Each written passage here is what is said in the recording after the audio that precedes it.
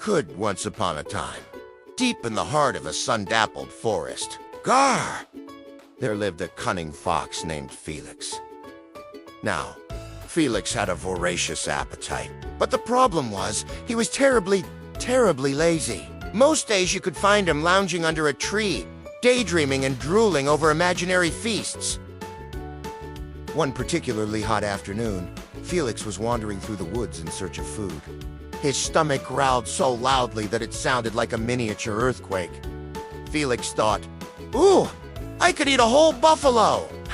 Maybe half a buffalo would do. Suddenly, his eyes fell on a sight that made his heart skip a beat. There, on a vine hanging from a tall tree, was a cluster of big, juicy grapes, glistening in the sunlight.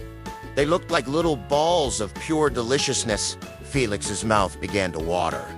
"Jackpot!" he exclaimed. "Come to Papa!" Felix took a running leap and jumped for the lowest grapes, but he just grazed them with his paws.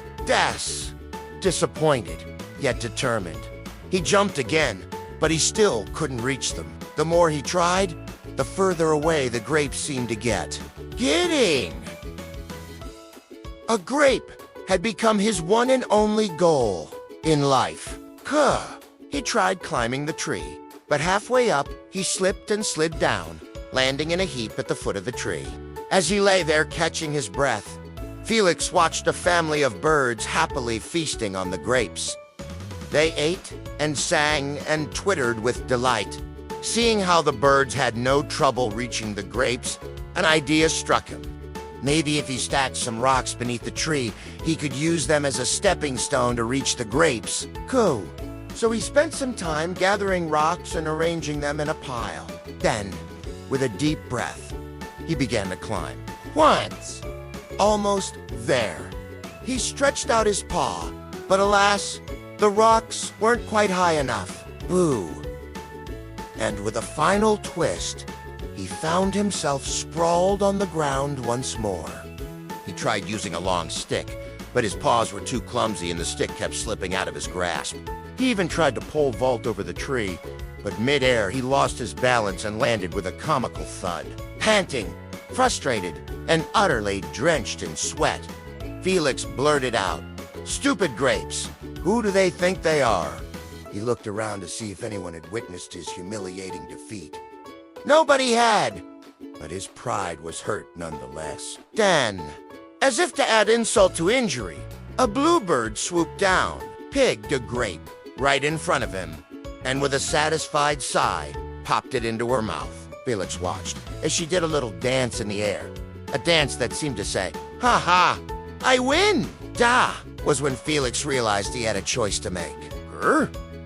Either give up and slink away, defeated, or try one more time to get those grapes, even if it meant risking another public humiliation. But before he could make a decision, his eyes widened in realization. He suddenly didn't want those grapes anymore. "They're probably sour," he said to himself. "Yup, super sour.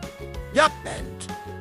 And with that, he stuck out his tongue, turned on his heel, and walked away. His head held high, but the grapes were fresh and oh so sweet. In fact, they were the most delicious grapes the forest had ever seen. If only Felix could have known. Meanwhile, after the bluebird finished her grape, she, too, did a victory dance, celebrating her delicious snack.